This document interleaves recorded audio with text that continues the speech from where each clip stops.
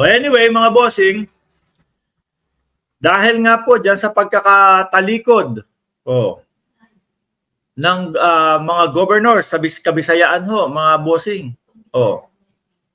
Ngayon naman po, malamang nangangamba din. Siyempre kapag kayong pro-admin na yung mga yan, malabo at napakalabo na iboto niyang mga yan, itong Triple B.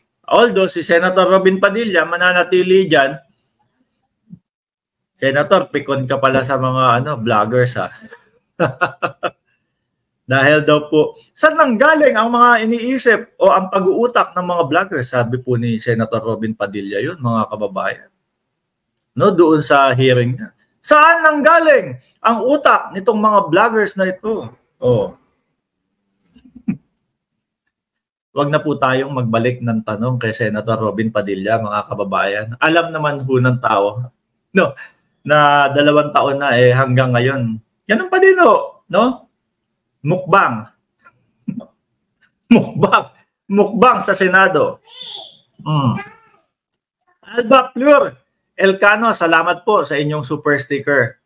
Madam, salamat po sa inyong super sticker. Ayan.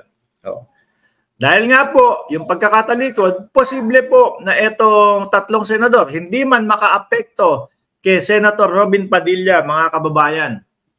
No, yung pagtalikod ng siyang gobernador na yan sa Kabisayaan ho, mga bossing. Nako, apektado naman itong si Bato de la Rosa at itong si Bunggu ho, mga bossing. Siyempre, kapag yan domino effect na ho yan Di ba? Kapag ikaw hindi na sumuporta kay PRRD, pati ho yung mga nasa ilalim nun. Kasi lalo pong ganito, mga kababayan. Sa pangatlong topic natin, siyam na gobernador. Umanib na ho o talagang sumusuporta ho sa administrasyon, mga kababayan. Ayan ha. Ngayon po, mga bossing, yung ginawa nila sa Senado kahapon, sino po nakaalala nung ginawa nila sa Senado kahapon? Ibang klase, Ibang klase. Biruin mo, nagmistulang press conference yung Senado, mga kababayan. Bakit ko sinasabing nagmistulang press conference? Aba, halos sila lang ang nagsalita Halos kala mo nagpatawag ng press conference, no? Sa Senado. Itong si Atty. Torion, mga bossing. Halos lahat po sila lang ang nagsalita. Magsasalita yung kapulisan, ginagawa? Kaperanggot na kaperanggot lang. At ramdam mo kay Bato de la Rosa na pinagmumukha ho. Ito analisasyon ko doon sa mga narinig ko. Doon habang nag-hearing sila. Gusto niyang puntuhin na meron ho talagang nangyaring excessive. Bakit ho ganun? Paano? Nagpalabas. No? Nagpalabas, mga kababayan. Yung KOJC ng nagpalabas ho nung video nila. Edited na. At may caption sa ilalim. Lahat ho nang nagmumukhang kawawa sila, yun. Yung ipinapakita ho nila, mga bossing. Lahat ho nang mukhang kawawa sila, yun ang pinakita nila sa Senado. Paano ho yung mga nakita natin? Tayo ho, nakita natin yun, mga kababayan. Di ba? Live, walang putol, walang cut. Paano yung mga nakita natin na yun? Ba't hindi pinakita sa Senado?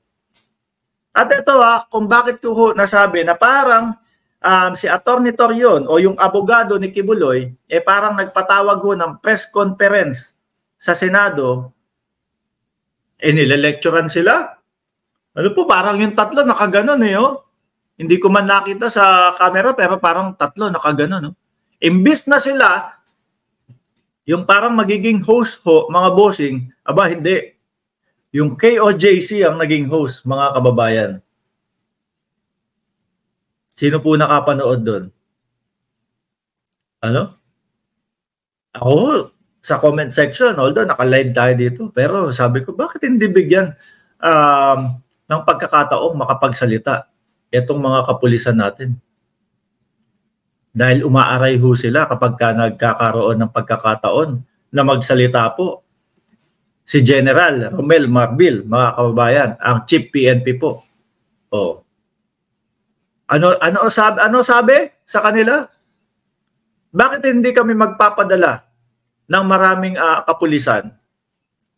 Ang gusto naming makuha. Ang sinasabi hindi siya magpapahuli ng buhay. Oh. Ibig sabihin mga kababayan, manlalaban. 'Di ba? Ikaw magse-serve ng warrant of arrest. O legal naman yung gagawin mo. O 'di ba? O para sa batas yung gagawin mo. Magpapadehado ka ba doon? Syempre, magpapadala ka ng alam mo na hindi kayo madedehado diyan. Kaya nga sabi ko, yung nakita ko na tapang ng pagsagot ni General Marbil ho doon sa Senado, mga bossing. Sabi ko, siguro sa susunod nito, 5 batalyon na ang ipapadala diyan sa KOJC. Tapos, 5 batalyon na, tapos yung 2 helicopter na umiikot doon sa KOJC, gawin ng 5 o 6. Di ba?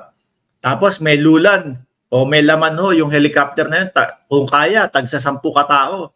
Lahat yun, sabay-sabay, magsibabaan doon sa gitna. O. Di ba? Walang naging excessive. Gusto lang makuha.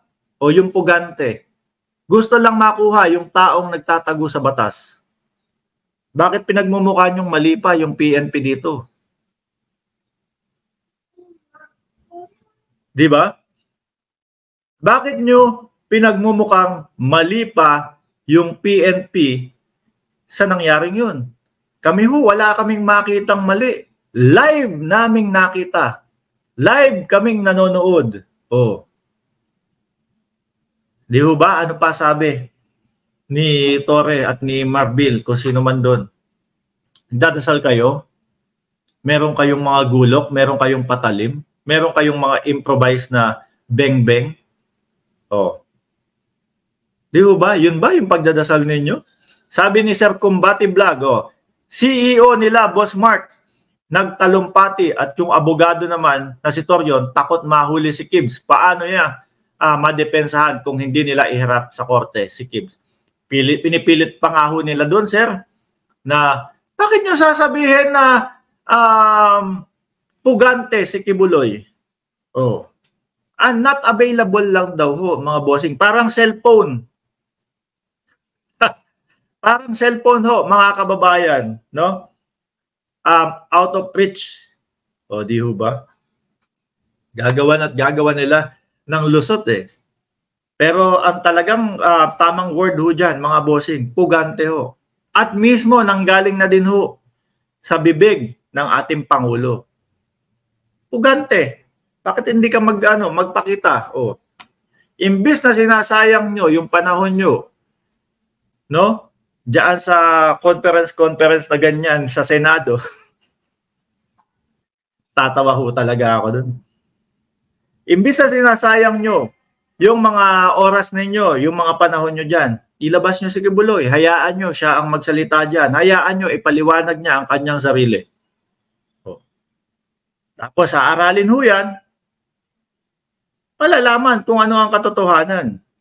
Di ba? Yung mga KOJC.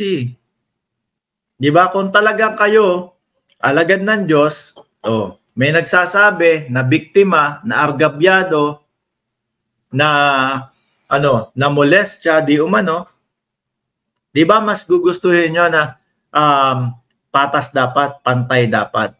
Alamin ang katotohanan. Hindi dapat sinasabi nyo kay Kibuloy, Pastor, lumabas ka na, no? O kaya kayo na magturo mismo. Hindi ba kayo nanghihinayang sa 10 milyones? Sa 10 milyones na matatanggap ninyo, baka ituring pa kayong hero ng mga Pilipino. Bakit? Isang nagtatago sa batas ang itinuro nyo. Mayaman pa kayo. Huwag nyo nga lang agad ipapahalata nagagastos inyo agad yun lahat. Baka biglang yaman kayo diyan sa Davao.